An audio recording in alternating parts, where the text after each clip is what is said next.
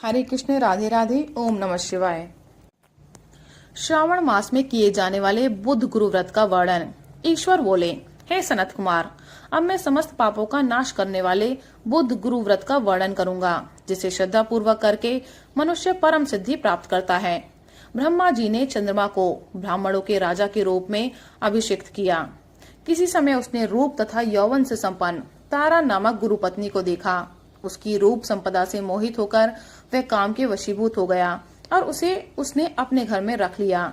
इस प्रकार बहुत दिन बीतने पर उसे बुध नामक एक पुत्र हुआ, जो बुद्धिमान, सौंदर्यशाली तथा सभी शुभ लक्षणों से युक्त था।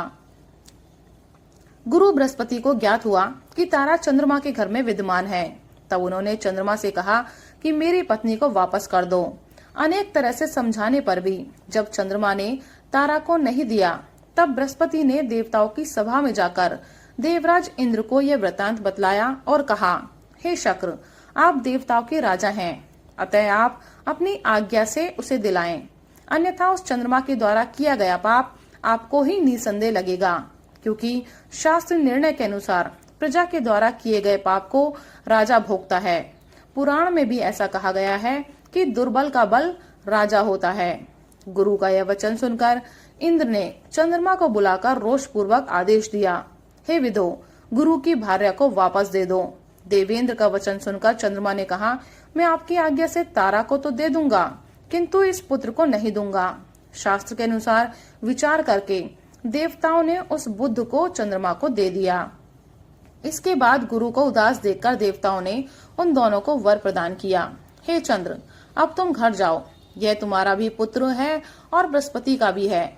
यह तुम्हारा पुत्र ग्रहों में प्रतिष्ठित होगा। हे सुराचार्य, आप ये दूसरा भी शुभ वर ग्रहण कीजिए कि जो बुद्धिमान व्यक्ति आप दोनों बुध गुरु का व्रत मिलाकर करेगा, उसकी संपूर्ण सिद्धि होगी। यह सत्य है, यह सत्य है, इसमें संदेह नहीं है। शंकर जी के लिए अत्यंत प्रिय इस श्रावण मास के आने पर जो लोग बुधवार तथा गुरुवार को पूजन व्रत करेंगे, उन्हें सिद्धि प्राप्त होगी। इस व्रत में दही तथा भात का नैवेद्य व्रत सिद्धि में मूल हेतु है।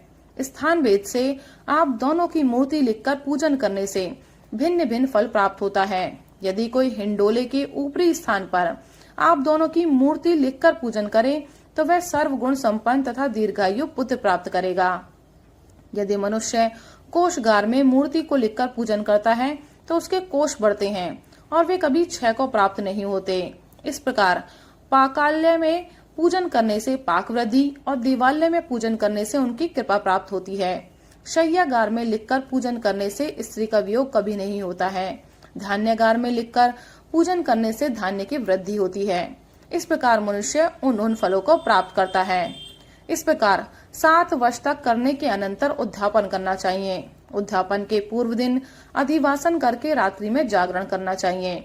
सुवर्ण की प्रतिमा बनाकर विधि पूर्वक 16 उपचारों से पूजन करने के पश्चात तिल, घृत, चरु और अपामार्ग तथा अश्वत्थ से युक्त समिधाओं से होम करना चाहिए।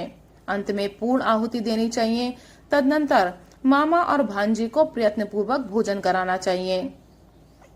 इसके बाद ब्राह्मणों को तथा अन्य लोगों को भी भोजन कराना चाहिए और स्वयं भी भोजन करना चाहिए। इस विधि से 7 वर्ष तक करने पर मनुष्य सभी मनोरथों को प्राप्त कर लेता है। जो इसे विद्या की कामना से करता है, वे वेद और शास्त्रों के अर्थों को जानने वाला हो जाता है। बुध बुद्धि प्रदान करते हैं और गुरु बृहस्पति गुरुता प्रदान करते हैं। सनत कुमार बोले, हे भगवान, आपने जो ये कहा है कि इस अवसर पर मामा तथा भांजे को भोजन करना चाहिए, यदि बताने योग्य हो तो इसका कारण बताइए। ईश्वर बोले, हे सनत कुमार, पूर्व काल में अत्यंत दीन तथा दरिद्र कोई 2 ब्राह्मण थे। वे मामा भांजे थे। उदर पूर्ति हेतु परिश्रम पूर्वक भ्रमण करते हुए वे दोनों किसी नगर में अन्न मांगने के लिए गए थे।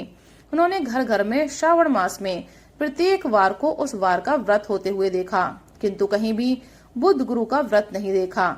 तब उन्होंने वहां बहुत देर तक परस्पर विचार किया कि सभी वारों का व्रत तो सर्वत्र दिखाई पड़ रहा है, किंतु बुध गुरु का कहीं नहीं।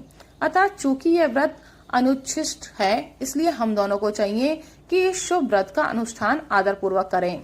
किंतु हे सनत कुमार, इसकी विधि न जानने के कारण वे दोनों संशय में पड़ गए। तब उसी रात्रि में उन्हें स्वप्न में इस व्रत की विधि दृष्टिगोचर हो गई। इसके बाद उन्होंने उसकी विधि के अनुसार व्रत को किया, जिससे उन्होंने अपार संपदा प्राप्त की।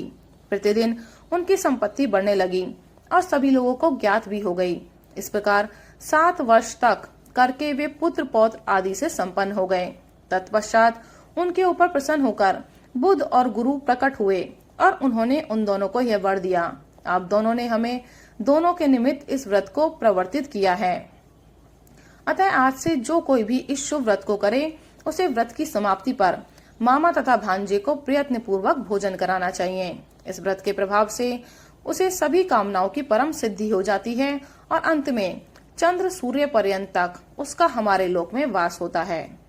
राधे राधे, हरे कृष्ण, ओम नमः शिवाय।